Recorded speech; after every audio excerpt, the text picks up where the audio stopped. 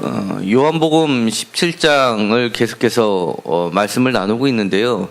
이 17장은 사실은 이해하기도 어렵지만 굉장히 중요한 말씀입니다. 먼저는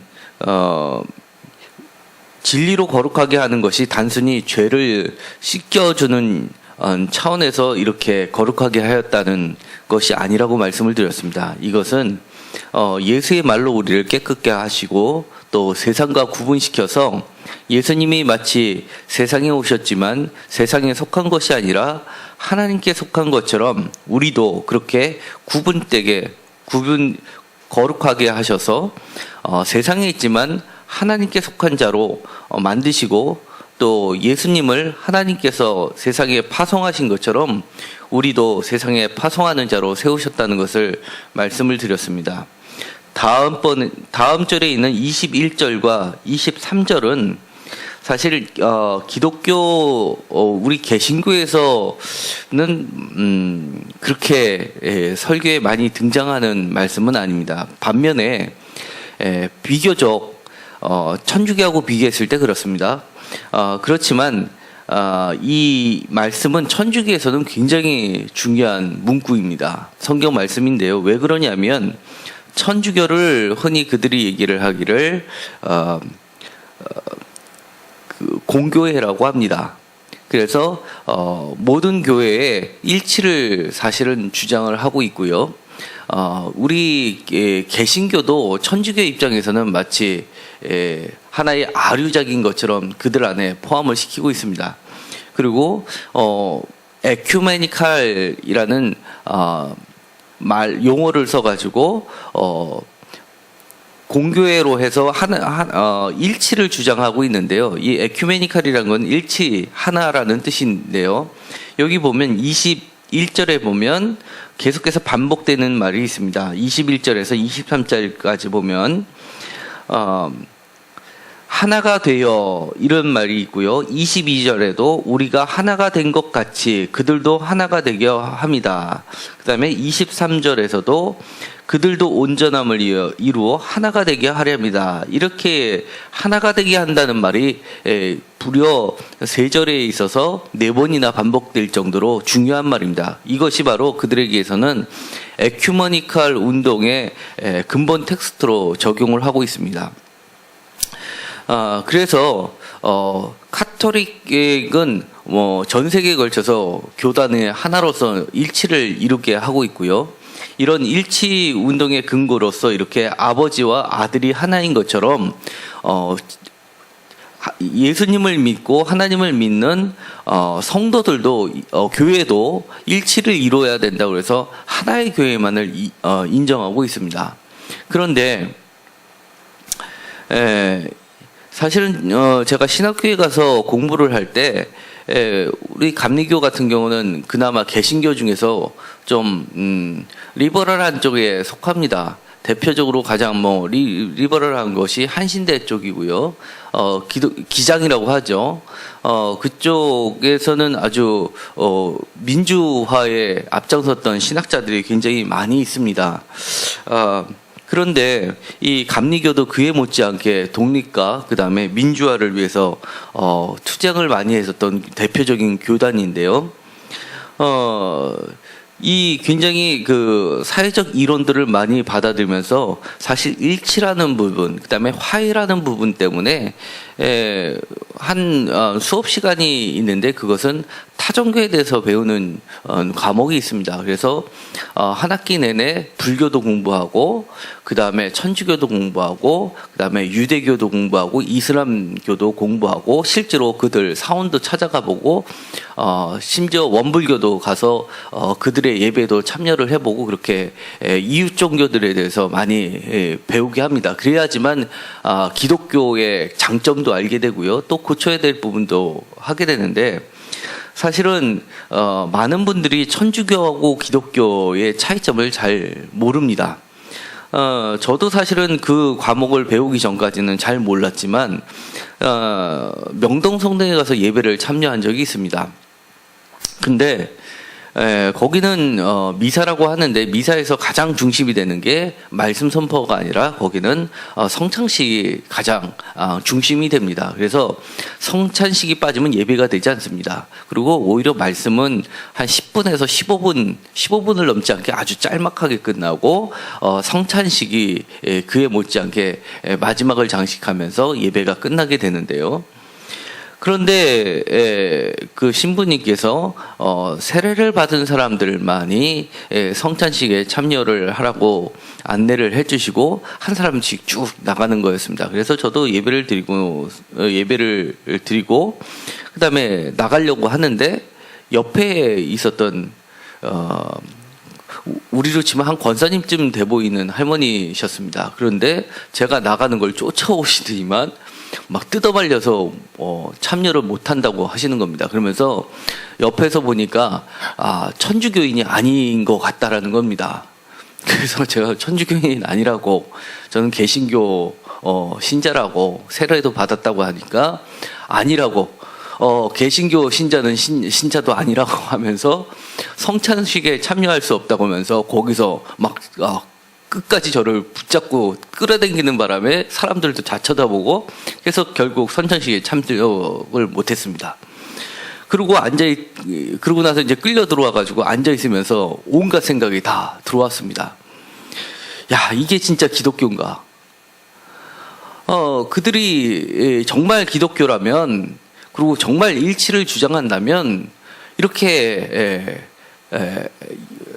하나님을 믿고 예수님을 믿는 형제를 이렇게 그 문턱을 높게 해가지고 제한을 둔다는 게, 이게 예수님의 정신하고 과연 일치가 되는가라는 강한 회심이 들었습니다. 그뿐만이 아니라 그렇게 거부를 당하고 앉아 있다 보니까 그들의 예배 시간에 보니까 성찬식이라고 했는데 성도들은 떡만을 먹고, 그 전병이죠. 이렇게 얇게 된 것을 입에다 넣어주는 전병만을 먹고, 또 포도주는 신부만 먹습니다. 그런 거를 보고 나서 그들에게는 빵과 피는 구분을 시켰습니다. 피는 마치 빵보다 더 거룩한 것처럼 여기고, 그리고 일반 신도와 그다음에 사제 간의 벽을 만들어 놨다는 것을 보았습니다. 그리고 나서 저에게는 굉장히 충격이었으면서, 예수님께서는 성경에 보더라도 살과 피를 먹는 모든 사람에게 개방을 시키셨는데도 불구하고 아직까지도 천주교 우리나라의 본부라고 하는 명동성성에서 저러고 있냐라는 생각이 들었습니다. 그리고 나서 이제 다시금 들어와서 수업 시간에 이렇게 배우는데, 불과 이 일반 신자들에게도 빵이 허락이 된 게 근대입니다. 그 전까지는 종교개혁이 일어나기 전까지만 해도 그거는 일철 아예 빵도 신도들이 먹지도 못했고 그런 상황이었습니다. 그러니까 이 말씀을 그들은 굉장히 중요한 자기네들의 일치라는 교리에 맞춰서 이 말씀을 해석했을 뿐이지, 진정한 예수님의 말씀을 말씀 그대로 해석해서 적용하지 않았던 것을 제가 느꼈습니다. 여기서 이런 주님께서 말씀하신 21절에서 23절까지의 말씀은요, 천주교를 염두에 두고 그들의 교리를 형성하는 말씀으로 주신 말씀이 절대 아닙니다. 이 말씀은 하나님께서 아버지께서 아들인 예수 그리스도를 세상에 보내시면서 사랑이라는 큰 테두리 안에서 일치를 시키셨던 것처럼, 그리고 로고스는 1장에 보면 빛이면서 하나님이시면서 또 생명이십니다. 그 안에 생명이 있었는데 그 생명을, 하나님께 있었던 생명을 예수 그리스도에게 생명을 부여하시는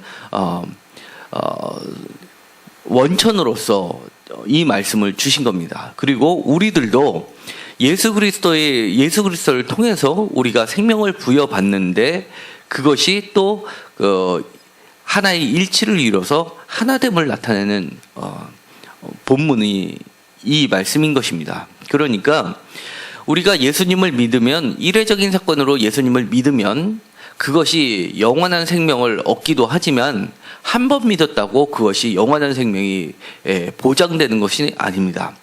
예수님께서는 이 17장에 대제사장 기도를 하시면서요, 끊임없이 얘기하는 것은 이 15절에도 보면서 15절에 보존하기를 위함이다 이렇게 얘기를 하십니다. 다만 악에서 빠지지 않고 보존하시기를 위함이다 이렇게 기도를 하시는데요. 우리가 끝까지 최종적인 구원의 왕성인 나중에 하나님의 나라에 가서 하나님과 하나 되는 그 순간까지 우리가 악에 빠지지 않고 보존되기를, 그러니까 생명을 유지하기를 원하시고 계신다는 겁니다. 그러니까 이 17장의 이 말씀은 마치 15장에 있는 나는 참 포도나무여 너희는 가지다라고 하면서 포도나무와 가지 관계를, 가지가 포도나무에 붙어 있어서 지속적인 생명을 유지할 수 있는 것처럼 이 18, 17장에 있는 이 기도문도 우리가 예수 안에 있음으로 인해서 지속적으로 생명을 유지할 수 있고, 그렇게 됨으로써 생명을 유지하는 한 하나님과 예수님이 하나이듯 우리도 예수님과 우리도 하나이고, 또한 우리와 다른 신자들도 하나가 됨을 이야기하는 것입니다. 이 생명이라는 것은요, 요한복음 1장을 다시 한번 찾아보면 좋을 듯 합니다. 요한복음 1장 로고스 문구는요 굉장히 중요한데요, 1장 1절에서 4절까지 다 같이 읽도록 하겠습니다. 태초에 말씀이 계시니라. 이 말씀이 하나님과 함께 계셨으니 이 말씀은 곧 하나님이시라. 그가 태초에 하나님과 함께 계셨고 만물이 그로 말미암아 지은 바 되었으니 지은 것이 하나도 그가 없이는 된 것이 없느니라. 그 안에 생명이 있었으니 이 생명은 사람들의 빛이라. 이 태초에 말씀이 계시는 이 말씀, 로고스라고 하는데요, 이 말씀은 하나님과 함께 계셨고요, 곧 이 로고스는 하나님이라는 겁니다. 그런데 이 로고스가 이 14절에 가면은요, 말씀이 육신이 되어 우리 가운데 거하심에 우리가 그의 영광을 보니 아버지 독생자의 영광이요 은혜와 진리가 충만하더라 라고 하면서 이 말씀이 로고스가 예수 그리스도가 되시는 겁니다. 그런데 이 예수 그리스도라는 것은 로고스를 통해서 4절에 보면 그 안에 생명이 있었으니 이 생명은 사람들의 빛이다라고 하면서 하나님께 있었던 유일하신 생명이 로고스를 통해서 예수 그리스도가 이 땅에서 생명을 갖게 됐고, 이것이 포도나무이고 이것이 17장 오늘 읽었었던 21절에서 23절까지의 생명으로서 하나가 되는 사건입니다. 그러니까 이 성경 말씀은 진정한 일치를 이루는 것은 바로 생명을 서로 공유하기 때문에 그렇습니다. 이 사도신경은요, 사도신경을 보시면 우리가 늘 외우는 말씀이 있습니다. 성령을 믿사하며 거룩한 공회와 성도가 서로 교통하는 것과, 이 말씀에서 거룩한 공회라는 것을 이 천주교에서는 거룩한 공교회와 이렇게 얘기합니다. 마치 이들이 하나 되게 하는 그 교리적인 이해를 가지고 사도신경도 그렇게 외우고 있지만, 사실은 이 보편교회, 일치된 교회, 그 다음에 하나된 교회라는 것은 사실은 아버지와 아들이 하나이지만 각각의 개별체인 것처럼 우리의 성도와 교회도 사실은 각각의 개별체입니다. 각각의 개별체이지만 속성을 공유하는 것이지 우리가 하나님이라는 것은 아닙니다. 그런데 이것을 잘못 고치듯이 해석해서는 절대 안 되는 겁니다. 이런 하나됨의 일치에 대한 문제들은요, 요한복음의 다른 본문 중에서도 여러 군데에서 볼 수 있는데요, 대표적인 문구가 요한복음 10장 16절에 보면은요, 이런 말씀이 있습니다. 또 이 우리에 들지 아니한 다른 양들이 내게 있어 내가 인도해야 할 터이니 그들도 내 음성을 듣고 한 무리가 되어 한 목자가 있으리라. 여기서도 강조되는 게 하나의 무리, 하나의 목자입니다. 그러니까 다른 양들이 우리에 들지 않은 다른 양들을 나는 선한 목자이신 예수께서 양들을 부르셔서 하나로 모으시는 것을 볼 수 있고요. 그 다음에 요한복음 6장 12절에 보면요, 오병이어의 기적 사건 이후에 남은 조각을 거두고 버리는 것이 없게 하라 하시면서 그 남은 13절에 보면 남은 조각이 12바구니에 찼더라라고 합니다. 그러니까 12바구니는 12제자 12교회를 상징하고요, 새로운 이스라엘을 상징을 하는 것이고, 새로운 하나님의 백성, 우리 그리스도인들을 이야기하는 겁니다. 그래서 남은 조각이라는 것은 흩어진 하나님의 백성들을 다시 모으셔서 하나로 일치시키는 것으로 해석되는 문구고요. 그 다음에 요한복음 11장 50절에 보면 죽음 이전에 대제사장이 한 말이 있습니다. 한 사람이 백성을 위하여 죽어서 온 민족이 망하지 않게 되는 것이 너희에게 유익한 줄을 생각하지 아니하는도다 라고 하면서 대제사장이 이렇게 얘기를 하고요. 51절에 이 말은 스스로 함이 아니요 그의 대제사장이므로 예수께서 그 민족을 위하시고, 52절 또 그 민족만 위할 뿐 아니라 흩어진 하나님의 자녀를 모아 하나가 되게 하기 위하여 죽으실 것을 미리 말합니다 라고 하면서 52절에 보면 역시 흩어진 하나님의 자녀를 하나로 모으시는 것을 예수 그리스도의 죽음으로써 이루시는 것을 이야기하고 있는 겁니다. 그러니까 요한복음에서 이야기하는 이 17장 21절에서 23절까지는요, 가장 본질적인 문제입니다. 예수 그리스도의 몸인 자신이 오병이어의 살과 떡이 되면서 피와 떡이 되심으로써 참된 음료와 참된 양식으로서 흩어진 백성들에게 나눠주시는, 그래서 결국은 우리 자신들도 예수 그리스도의 피와 살을 먹으면서 예수 그리스도와 한 몸을 이루는 것을 이야기하고 있는 겁니다. 그것이 교회인 것입니다. 이 말씀은 교리적으로 해석되면 안 되고요. 반드시 이 말씀은 우리에게 주시는 메시지가 있습니다. 무엇이냐면 우리는 끊임없이 예수 안에 머물러서 생명을 유지해야 된다는 겁니다. 우리가 예수님을 한 번 믿었다고 내가 마치 영원한 생명을 소유한 것처럼 착각해서는 안 되고요. 이렇게 간다고 하면 이것이 바로 영지주의적 해석이 되어 있는 겁니다. 대표적으로 2세기 때 3세기 그리고 4세기까지 가서 가장 고기독론, 그리고 가장 유식하고 똑똑한 기독교 공동체인 영지주의적 기독교가 결국은 이단으로 빠지게 됐던 원인이 되는 겁니다.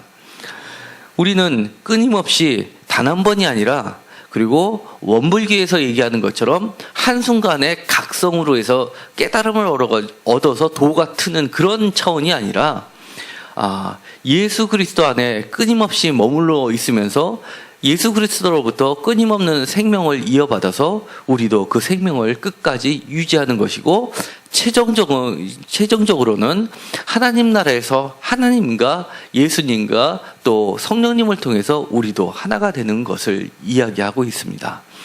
그러니까 우리가 예수 안에 있다는 것은 그렇게 추상적인 개념도 아니고요, 아주 구체적으로 실천 가능한 겁니다. 예를 들어서요, 우리가 집에서 세상 일이 머리가 아프고 복잡하다고 TV를 본다고 칩시다. 요즘에는 VOD로 해가지고 시리즈를 한꺼번에 쫙 볼 수 있습니다. 한 편을 봤는데 너무나 궁금해서 2편을 보고, 그것이 밤이 셀 때까지 봐서 10몇 편까지 간다고 칩시다. 그러면 이게 예수 안에 있는 걸까요? 예수 밖에 있는 걸까요? 아주 간단합니다. 그거는 예수 밖에 있는 겁니다. 그리고 우리가 오락에 빠져가지고 게임 중독이 된다면 그것도 예수 안에 있는다는 게 될 수 없습니다. 우리가 예수 그리스도의 안에 머문다는 것은 우리가 어떤 의무감으로 머물러 있는 것이 아니라 예수 그리스도의 사랑에 응답하는 것이고, 예수 그리스도의 사랑에 순종하는 것입니다. 그렇기 때문에 그 과정을 통해서 우리는 영원한 생명을 유지하고 끝까지 예수님의 기도처럼 보존하는 것이 되는 겁니다. 오늘도 말씀 안에 있으면서 시간이 나실 때마다 메모해 놓으셨던 걸 다시 한번 읽으면서 말씀을 기억하시면서 내 안에 계속해서 주님의 생명이 흐르게 해달라고 기도하신다면 예수 안에 있는 것이고 예수의 생명을 공유하고 예수와 하나가 되고 하나님과 하나가 되는 것입니다. 기도하고 마치기로 하겠습니다.